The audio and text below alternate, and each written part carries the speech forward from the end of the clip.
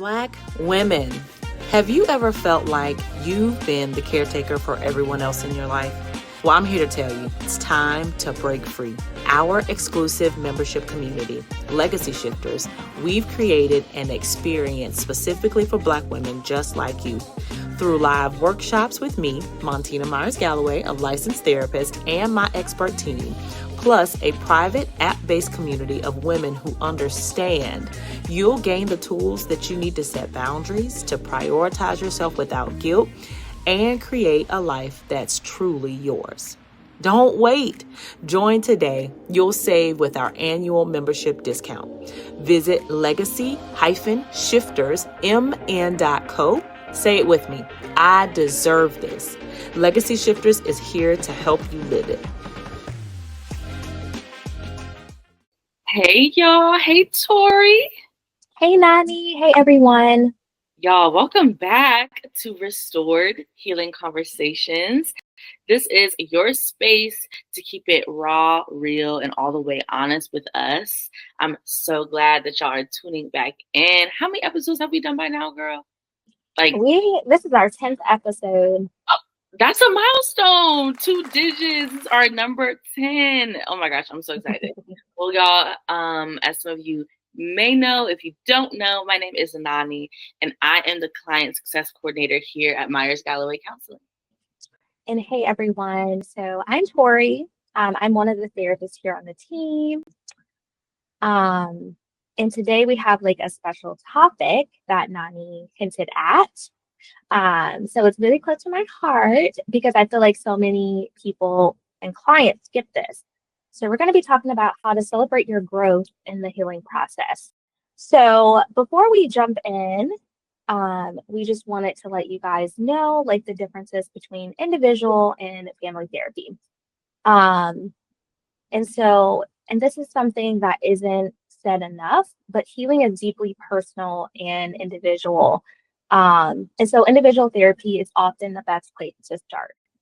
Absolutely. And we also offer family therapy and therapy for adult children and parents, but those spaces are most powerful when folks have done some inner work first already. Exactly. Because sometimes family therapy just isn't the safe or appropriate right away, especially when there's unresolved trauma, emotional abuse, or like a history of control or neglect. So sometimes jumping into family work too soon can make things worse. So don't feel bad if that's not where you are. You know, choosing individual therapy is not selfish. It's smart. It's a commitment to your healing, and it can set that stage for healthier family relationships or just relationships, period, later on in your journey. And if and when you're ready, we do offer support through our, again, therapy for adult children. So that work can be incredibly healing, but only when both parties are ready to engage honestly and respectfully. All right, y'all, it's reflection time. So let's get into this episode. I want y'all to think back. What's one way you've grown in the past month? Maybe it was speaking up when you usually stay quiet. Maybe it was choosing rest without guilt, setting a boundary, reaffirming a boundary, right? Did you celebrate it? Did you celebrate that growth? Or did you just move right past it like it was nothing? And so if the answer is no, I didn't celebrate it, ask yourself why. Like, is it because you didn't think it was worth it or because you thought you needed to do more first? So like, let's challenge that because you deserve to be proud of the process, not just the final product. Okay, and we are going to celebrate you today. Okay, real talk. How many of y'all have made real progress, like actually showing up for yourself? Like I said, setting boundaries, healing old wounds, but you never take a second, just a second to acknowledge it. You just keep pushing forward like that growth, that progress isn't a big deal. Right. And we're so used to being in survival mode that we forget to pause and clap for ourselves. But here's the thing, like healing isn't just about pushing through the hard parts. It's about honoring the wins, big or small. And so today we're going to talk about why it matters and how to start doing it. Yes, Tori. And I know you work with a lot of clients who are high achieving, high functioning, but even when they're doing the work, they still struggle to celebrate themselves. So, why do you think that is? Yeah, it's so common for a lot of people, especially Black women, those who are raised to be strong and selfless. There's this mindset of I can't slow down or I haven't done enough yet. But again, like growth isn't only in the breakthroughs, it's in the daily decisions to choose healing. And when we don't acknowledge that, like we train our brains to only notice what's wrong instead of what's improving. That's deep. Yeah. Yeah. We train our brains to only notice what's wrong. And I've seen it in myself too. We're both high achieving, overachieving, and I feel like sometimes we treat healing like a to-do list or like self-care like a to-do list. Okay, I went to therapy, I set the boundary, I meditated, I took the bath, next, da, da, da, da, da.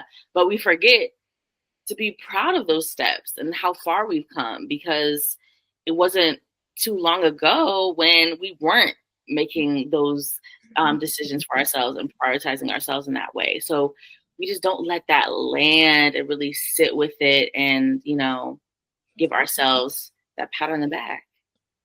Exactly. Like celebrating your growth reminds you that change is happening. Mm-hmm. Even if it's not perfect or finished, it builds the momentum.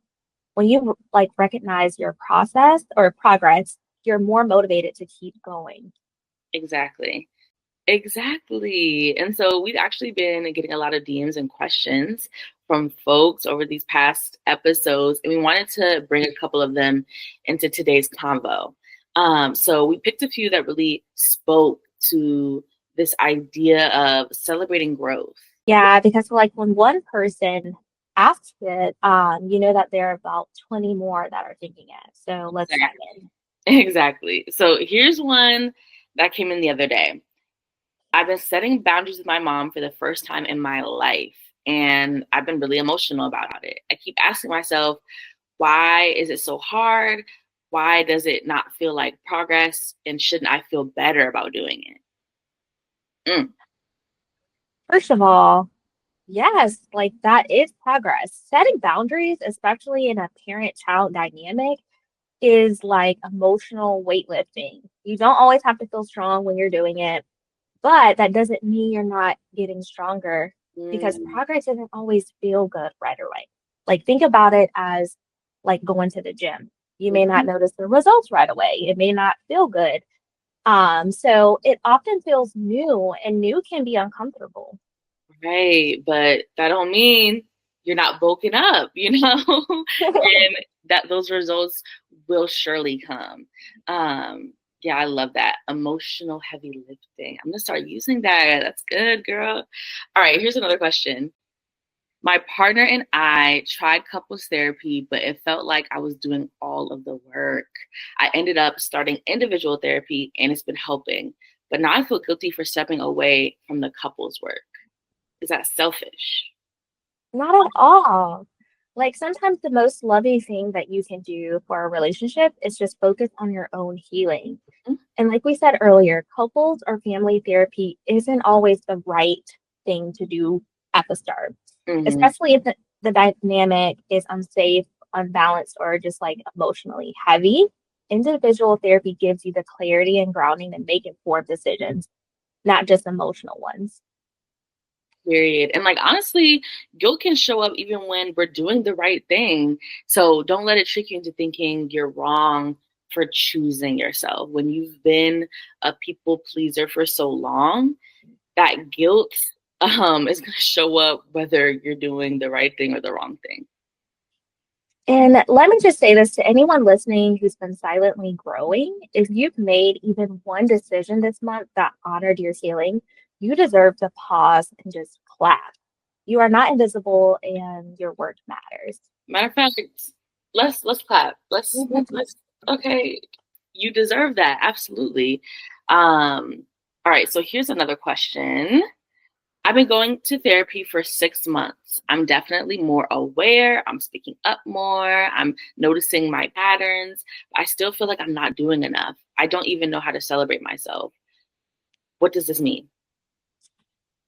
Yes. So first of all, 6 months in therapy, that's a commitment. That Hmm. is celebration, but I get it. A lot of us think celebration have to be big, loud, or Instagram worthy, but sometimes it's quiet as just saying, I'm proud of myself for getting out of bed.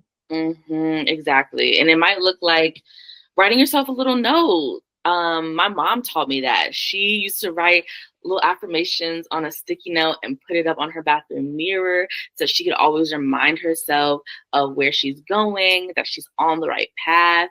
I'm Mhm. thinking back to our 2024 Don't Call Me Strong retreat when Kina Sesums, she had us all create a playlist, and it was a playlist full of affirmations. And now that's something that we have to always refer back to when we need that boost to celebrate ourselves. It could look like going for a walk, listening to your favorite podcast or an audiobook, just because you kept a boundary this week and you want to spoil yourself with a little massage day. It could look like so much, whatever floats your boat. It's not about the size of the celebration, right? It doesn't have to be, like Tori said, something that could go on an Instagram story, right? It's Mhm. about the intention. The celebration is just you saying to yourself, I see me, I see you. And we're doing great. We're going to keep going. All right. So here's one last one, girl. And I love this one. I started journaling again after avoiding it for years. Relatable. It felt good, but then I thought it's just one journal entry. Is that really something to celebrate? So, yes. So, one entry means you showed up for yourself in a way you hadn't before, and that is a shift. We have to stop thinking we need consistency before we can celebrate. Like sometimes the very first step is the biggest one. Celebrate the restart and not just the streak. Say it again for the people in the back. Celebrate the restart.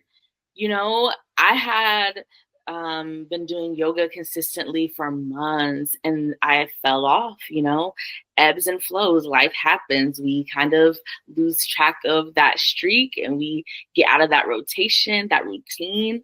But when I got back into it, I didn't want to celebrate it until I was like, okay, I'm gonna celebrate once I've done like a week straight or a month straight. But no, I should have celebrated the fact that I started again, right? Like, listen, healing isn't on a timer. You're not running a race. It is a marathon. So the fact that you're still choosing yourself, even after setbacks, even after silence, that is a win. Okay, Tori, we still have some time. So I want to answer some more questions because there was a few that I was hoping we could get to. So let's Mhm. so this one hit me. Okay, this is what this person said. I've been showing up for therapy every week, doing the work, feeling my feelings, and still I'm like, why don't I feel proud? Why does this feel like nothing special? Yeah, so like I hear that all the time. So a lot of us are used to high achievement and Mhm. overfunctioning. We don't know how to recognize emotional labor as real work, but it is. Like feeling your feelings, that's not small. Yeah. Like that's revolutionary. And when you've been conditioned to numb out or push through, you're building emotional muscles that deserves to be honored. Absolutely. Yeah, for sure. Here's another one. I brought myself flowers after standing up for myself in a group chat with my siblings, but then I felt silly for making a big deal out of it. Was that too much? No, so that's exactly what we mean when we say celebration is doesn't need to be performative. It just needs to be personal. You Mhm. did something hard, you acknowledged yourself, and that's sacred. So please keep buying the flowers. Absolutely. Keep buying the flowers. Listen, I commend that. I love a good flower, you know, put a little note to yourself and and get it a couple days later, like, oh my gosh, I did say that. Okay, so here's another one. Someone has said, I keep hearing y'all talk about celebrating small wins, but I don't know how. Like, what does that look like on a day to day? Yeah, I love this. So it's a mindset and a practice. It could be Mhm. writing down 3 things you did well at the end of each day. It could be texting your therapist or friend, like, hey, I kept my boundary today. It could even be making a growth jar. You write down little victories on slips of papers and read them when you're feeling stuck. But again, like the key is just making it meaningful for you. I love that, a growth jar, because life can really get away from us, and sometimes we forget what we've accomplished. So putting all those little victories in one place so that you can always go back and reflect and be like, wait, I did do that. Oh, I did that too. That's so important. Yeah, celebrating the little things. Absolutely. All right, next question. What if no one else sees my progress? My family acts like I'm still the same person, even though I feel like I've changed a lot. Woo, Tori, right here. Yeah, I mean, that's a really hard one because, like, the people that are closest to us are sometimes the last ones to notice our growth, Yes, especially if your healing challenges their comfort and control. So that doesn't mean that you haven't changed. You're evolving, and like their perception will catch up or it won't. But either way, um, you get to know the truth about who you're becoming and celebrate that truth. absolutely. And the people in your life who also see that, really hold on to those relationships, Mhm. those connections that affirm and validate you, right? Okay, this one is the last one for the day. And this one felt really vulnerable. I wanted to end on this note because, yeah, this is what it says. I've been trying to celebrate myself more, but I feel selfish. Like, is it okay to be proud when I know I still have so much more to work on myself? Yeah, let me be clear. You can be healing and celebrating at the same time. Like those things do not cancel each other out. Mhm. In fact, they belong together. So you being proud of yourself doesn't take anything away from your humility. It just means that you're learning to see yourself with love, and that is not selfish. So that is a healing action. Yeah, that's a word. If you're listening and you've been questioning whether you're allowed to be proud, this is your permission slip. Okay. You're allowed. Not only that, you're invited, you're encouraged. I need all of you watching, listening today to go ahead and plan for a little small something to reward yourself this week. Anything. And just know that we see you and we're very proud of you. Okay, so now let's go over 2 to 3 things on how to celebrate your growth. And here are some things that I tell my clients when we're talking about celebrating growth. So first, like define what growth looks like for you. So maybe you didn't leave that toxic job, but you started imagining what life would look like without it. That's growth too, and growth isn't one size fits all. Also, create like rituals or celebrations. It can be small, like um, lighting a candle after a hard session of journaling. Um, it could also be like texting a friend, like, hey, I showed up for myself today. These rituals remind you that you matter. And again, talk to yourself like someone you love. Like, we typically are our own worst critics. Um, so, what would you tell your best friend? Um, talk to yourself like you are your best friend. Absolutely. I love that. So let's run everything back real quick. So here are the key takeaways from today, right? Healing is hard, number one. And maybe that's number one and two. Healing is hard, and just showing up for it is something to be so proud of. To recognize that you deserve that, right? And also, growth doesn't have to always look dramatic. Sometimes it's subtle, but that subtle growth is still powerful and it's still felt, right? Celebrating yourself also builds confidence, y'all. It builds motivation, that momentum Tori was talking about, and that boosts your self-worth. You don't have to wait until you're done healing, right? Because first off, there's no destination. The healing is a lifelong practice. So for your whole life long, you need to be celebrating yourself and being proud of yourself for every milestone, big or small. And just know that the joy is a part of the healing too. We have to make space for the joy, for the sunshine and the rainbows. So you have come so far, even if it doesn't always feel like it. But please don't skip the celebration. So if today's conversation made you realize that you've been downplaying your own growth, let's change that. So I'm currently accepting new clients here at Myers Galloway Counseling, and I would love to support you in honoring your progress, setting boundaries, and cultivating joy. So hit the link in the comments to book your free 15-minute phone consultation.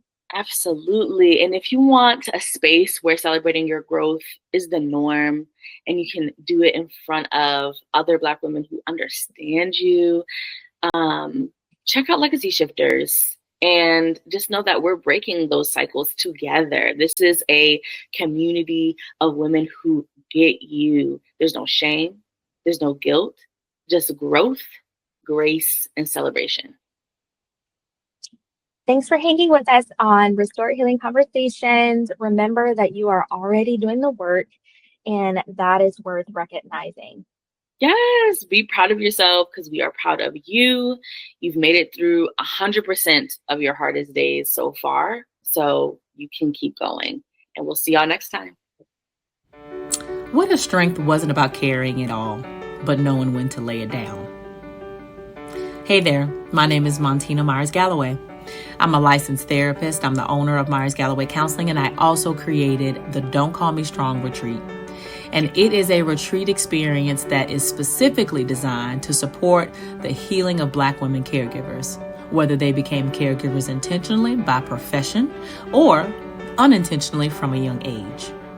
The Don't Call Me Strong retreat is a retreat that's designed as a sanctuary for Black women to release the burdens of perpetual strength, reconnect with their authentic selves, and heal in a supportive community. Join the wait list.